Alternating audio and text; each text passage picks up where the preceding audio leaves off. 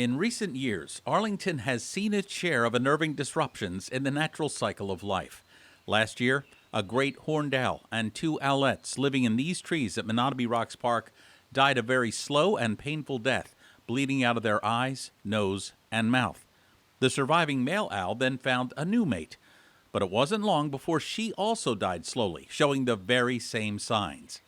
This is just one of many examples of animals at the top of the food chain who likely preyed on rodents that ingested second-generation anticoagulant rodenticides, or SCARs, a very powerful rodent poison.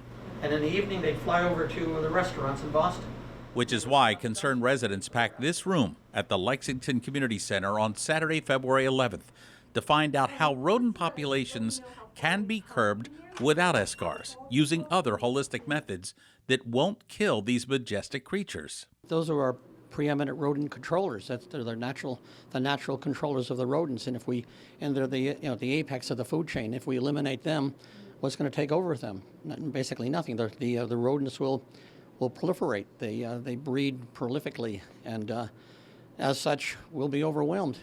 I've been noticing increasing questions with the recent deaths of the owls in Arlington, and before that, the bald eagles. And I do think there's increasing awareness compared to a few years ago, but people are still wondering things like, what are the alternatives?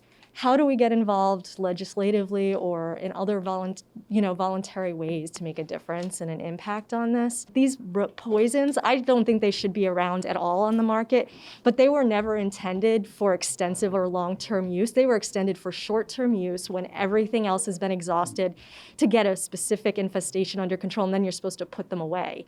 It was never intended to be on every block for months or years on end, and that causes a rat problem. I've actually seen rodents dead and dying around these bait stations because they've been drawn in by the bait itself.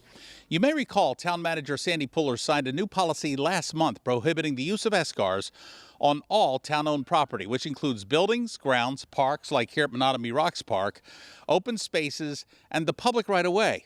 All town employees will follow this policy, as well as third-party vendors and contractors providing services at town-owned properties. I'm hoping that we can be a blueprint for other municipalities that are interested in taking similar actions. Arlington is leading the way in Massachusetts, if not the nation.